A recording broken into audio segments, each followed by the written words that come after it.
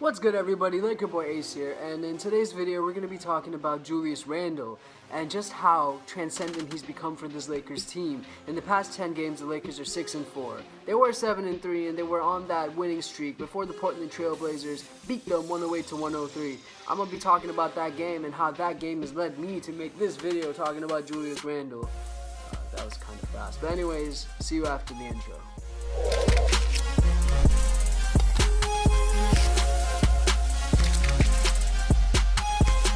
Alright, so what makes Julius Randle that transcendent player? What puts him above Lonzo and Ingram as of right now? Well, really, he's been holding down the fort. Over the past 10 games, the man has been averaging 20 points, 8 rebounds, and 4 assists while shooting a phenomenal 60% from the field. Mind you, these are stats in winning games. The Lakers are 6-4 in the past 10 games. Right, we just lost tonight to the Portland Trail Blazers, and the one Laker that really stepped up was, you guessed it, Julius Randle. This guy basically has become our go-to scorer. He plays bully ball to the finest perfection. The past 2 years prior to this year, Julius Randle was all over the place. I used to call him a Tasmanian devil, and Waldo and I both agreed that his game was somewhat, I would like to say, odd. But now he's really tuned in and he's really honed in his skills, and more specifically to the team that we have in place right now. And he's playing the ideal way the power forward should play in today's league. One, he plays with power as a power forward should. I feel like that should be self-explanable, but a lot of teams have power forwards or players at the four that really aren't able to play bully ball, and neither are they strong enough to really have a low post game that's actually ideal to go to. Julius Randle does have that. On top of that, Julius Randle is a force to deal with in the transition. If he gets the ball off a rebound, he'll be able to just go straight down to the other lane in an instant. He's quick, man. He's quick. On top of that, Julius Randle is able to stretch the floor at a decent rate, but not that great. Although if he is open, he might make a shot. And Julius Randle, just to top it off, is a willing passer. He's a creative passer. He likes to get his teammates involved, and he is a player that just wants to win. He goes out there and he makes hustle plays, and he does the best to get his team involved. So, overall, Julius Randle is a player that affects the team in a positive light. He is a player that's not going to hog the ball. He is a player that is, in turn, going to help teammates around him. Now, with that being said, I can't help but to explain that Julius Randle isn't the perfect player. He does have cons. The way I'm speaking about him, it's like I'm talking about the Jordan of the four position. But in reality, he does tend to turn over the ball quite a bit. He does, at times, tend to make ill-advised decisions when it comes to either taking a shot or making the right pass.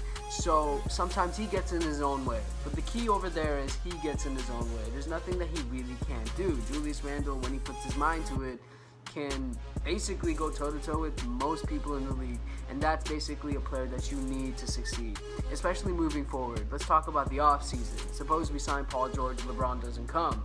You sign Julius Randle to whatever extension you need him with, probably the max for him, and then you're going to max out on Paul George. I feel like that's a successful offseason. On top of that, we'll probably have some more cap space available, and you probably sign one-year deals to some guys that are going to help us on defense, right? So you got a good little lineup going on there, and I feel like moving forward, Randle is definitely a piece we need. Now, with that being said, let's talk about tonight's game against the Portland Trail Blazers. Randle had 21 points, 9 rebounds, and 2 assists, and he shot 50% from the field. Again, a remarkable game. Obviously, it did not translate to a win, but he went out there and he gave his all. If you saw the game, he was the one player that really was our go-to scorer. Ever since Brandon Ingram's been out, I feel like Luke Walton's really put the emphasis on Randle, and Randle has showed up, and Randle has played remarkably, and he has deserved this recognition, this honor, this praise. On top of that, not only me, but a lot of sports shows are starting to take recognition of Randle, and they're starting to see that Randle's got handle.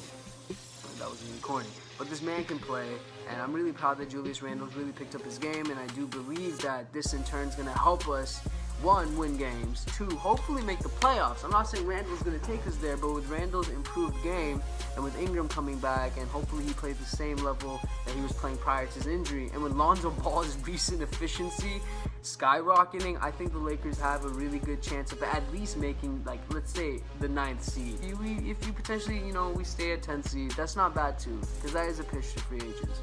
But regardless, man, I'm proud of the way the Lakers have been playing. Alright, so all this talk about Julius Randle, it's just got me thinking that, let's talk about tonight's game, the narrow loss. The Lakers lost 108-103 to the Portland Trail Blazers, and it was a one-possession game. Unfortunately, IT wasn't able to hit the clutch free throw, neither was he able to make the 3-point shot to tie the game. It was sad. I used to see IT as the fourth quarter king, the god of the fourth quarter, whatever you want to call him. He was clutch, and this year he has had some clutch moments, and tonight I thought he was going to have another one. Unfortunately, he didn't. However, I don't let this loss affect me in a way. I don't think it's indicative of how the Lakers have been these past 10 games. As I've mentioned, they've been phenomenal, and in this game they were no different. With Brandon Ingram out of the game, obviously they're going to struggle, and Julius Randle definitely compensated for that loss, as he had 21 points, 9 rebounds, and 2 assists while shooting 53% from the field. That's phenomenal, man. Shout out to Julius Randle. He's definitely, again, like I said, proving to be our go-to scorer whenever we need him. He's a great impact player, and a guy like him is just able to get buckets when he needs to. However, we didn't win, and that was the sad part about it. It really comes down to the Lakers just being inefficient from the field. The first quarter, Lonzo got into foul trouble and he was unable to hit any of his shots. He missed 3 straight three-pointers, and on top of that, he went 1 of 3 from the free throw line in the first quarter, I believe, and he's just been bricking shots throughout this game, and it's only natural. Even Kuzma struggled. I believe it was just a rookie problem tonight. It happens, and you do have off games, and it's just bound to happen. Regardless, it was an entertaining game to watch. Damian Lillard dropped 39 points on us. Obviously, our defense isn't the greatest, but they did put up an effort, and that's all you can ask for. This team is progressing. It's slowly getting better, and this was just kind of my quick post-game reaction to basically my thoughts of Julius Randle. You know, like where I think he fits onto the Lakers right now, how I think he should be looked at moving forward, and where his fit is on this squad in the near future. Thank you guys so much. I hope you guys enjoyed this video. Please leave a like if you did. Comment down below for any video suggestions. And as always, please subscribe. Peace.